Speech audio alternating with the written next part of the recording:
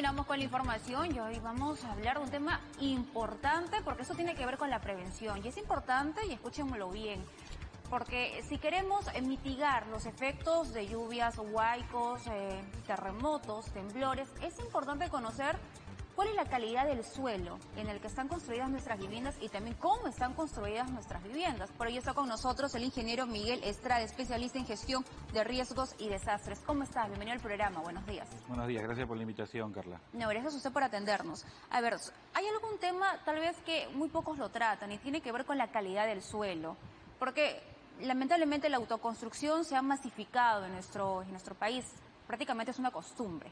No se recurre a un especialista, no se hace un análisis previo del lugar en el que voy a establecer mi vivienda. En ese sentido, ¿qué tan importante es hacer un estudio previo?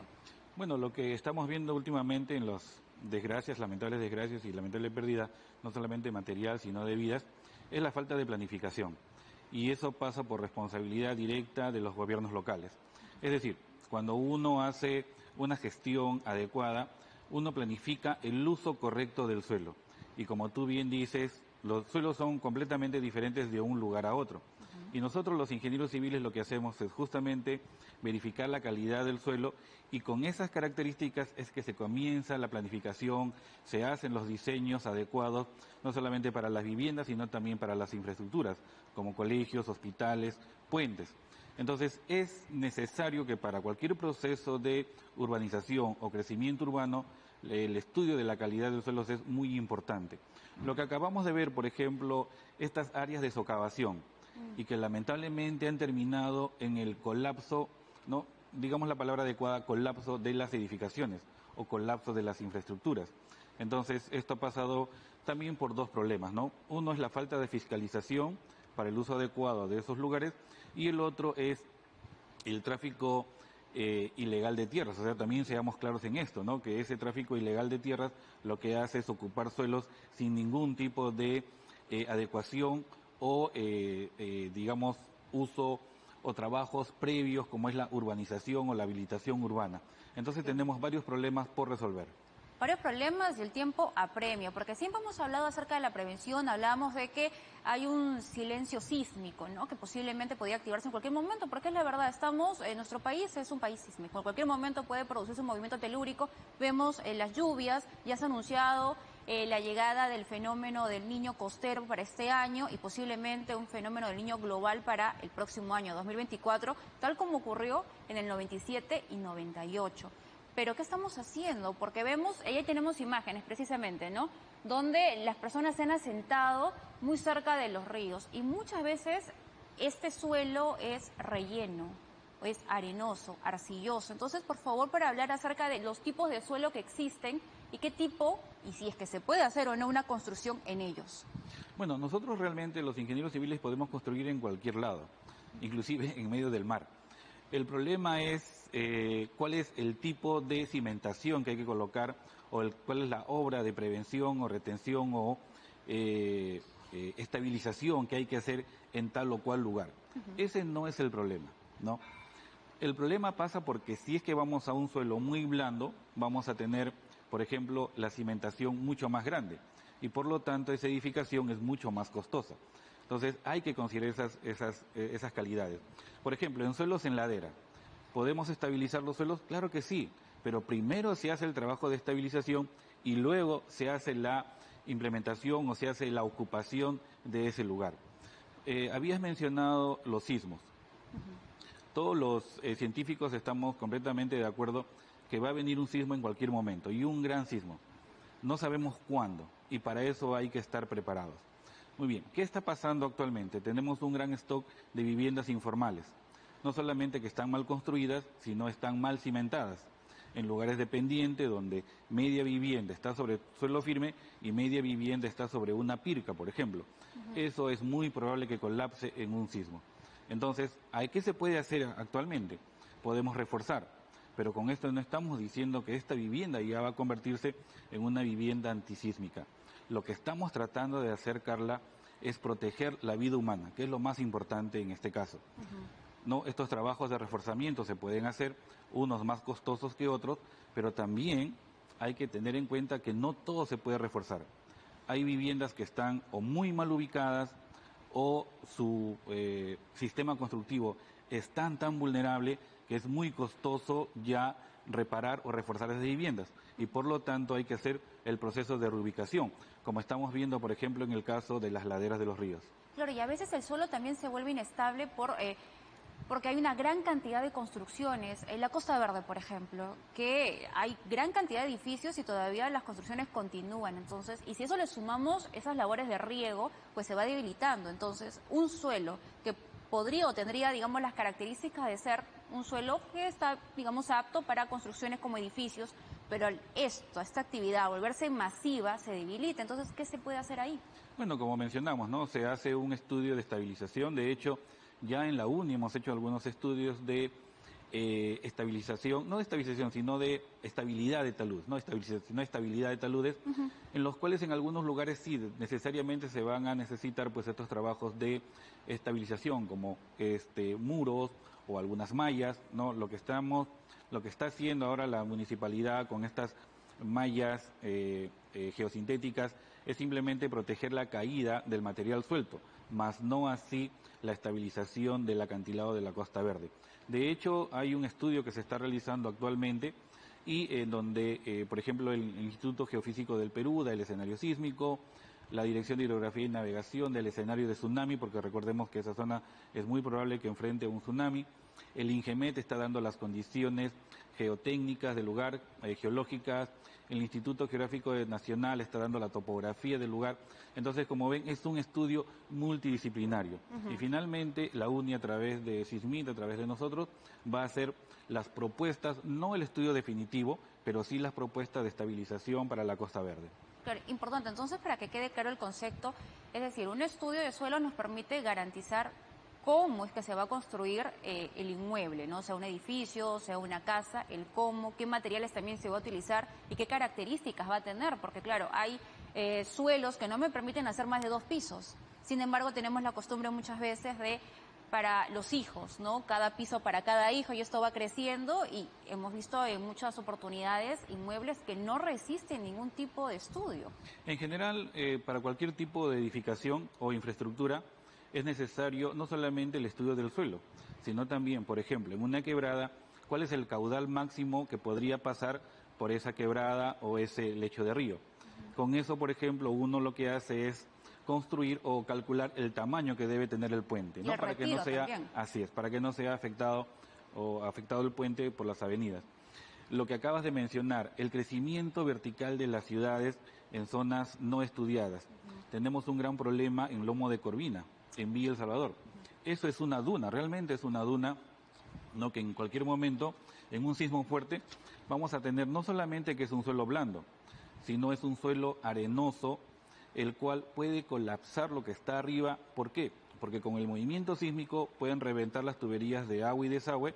Entonces todos sabemos que si a una arena le ponemos agua y con la vibración del suelo eso se va a mezclar y va a pasar el problema de licuación de suelos, ¿no? Entonces todo lo que está encima va a caer. Ya nosotros hemos dado las recomendaciones de que no debe haber ya un crecimiento vertical en esa zona. Pero ¿quién es el responsable de esa fiscalización? Es la municipalidad distrital. Por favor, si precisamos los suelos más seguros, entiendo que es el rocoso, ¿cierto? ¿Dónde se encuentran, digamos, esos suelos? ¿En qué distritos? Bueno, los suelos compactos en general son los suelos en donde se puede construir de una manera no más segura, sino más barata. Lo acabamos de mencionar hace un momento, ¿no? Podemos construir en arenal, claro que podemos hacerlo, pero con un tipo de cimentación adecuada.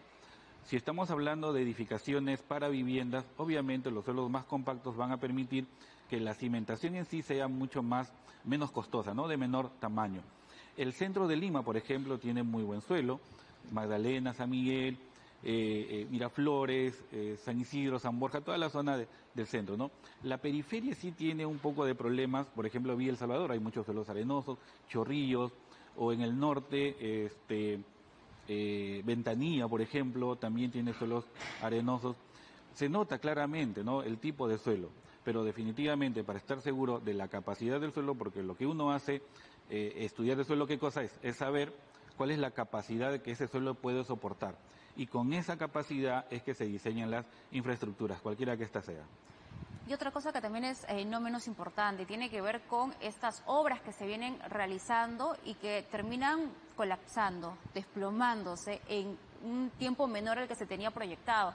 Teníamos, por ejemplo, en algún momento hice la comparación, ¿qué sucede con este puente Trujillo, ¿no? Que tiene más de 400 años y ahí lo vemos, ¿no? Imponente y que ha soportado todo, huaicos, terremotos.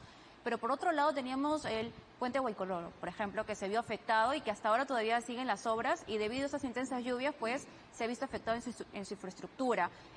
También se colapsó parte de la carretera que conecta Piura con Chiclayo. Entonces, ¿qué estamos hablando ahí? Tenemos mayor tecnología que en aquella época, hace 400 años atrás, pero ¿por qué las obras no terminan por durar? Bueno, sí, hace 400 años obviamente no había ingeniería hidráulica, no había ingeniería sísmica. ¿Y por qué es que estas edificaciones están en pie? Bueno, lo que hacían los ingenieros de ese tiempo sobredimensionaban las cosas, realmente. No, si nosotros ahora diseñamos un puente donde está el puente Trujillo, seguramente los pilares van a ser de mucho menor tamaño, ¿no? Con otros materiales, obviamente. ¿Y qué cosa es lo que está pasando actualmente?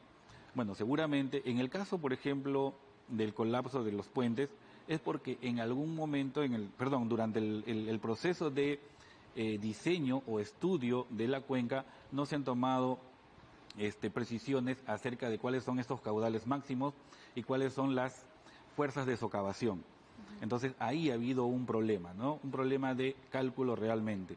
Entonces, donde estas fuerzas de socavación han sobrepasado las del diseño y es por eso que los puentes colapsan. Por ejemplo, lo que pasó en Japón, en el año 2011, donde vino un gran terremoto y por el terremoto la gente no falleció, o sea, no se vio afectada. Realmente fueron muy pocos, pero las 20.000 lamentables pérdidas de vidas que sufrió Japón no fue por el terremoto, sino fue por el tsunami que fue consecuencia del terremoto. Inclusive, y como anécdota, yo estuve ese día allí en Japón y estábamos, después de una visita, fue algo irónico porque fue una visita a un laboratorio de justamente donde se hacían las simulaciones de tsunamis. Y al regreso a la ciudad de Tokio veíamos en el bus que en el mapa, en tiempo real, estaba la hora y el tiempo, perdón, la hora de llegada y la altura de inundación en ese lugar. Sin embargo, la gente falleció. Los japoneses habían hecho muros para tsunami de 10, 12 metros.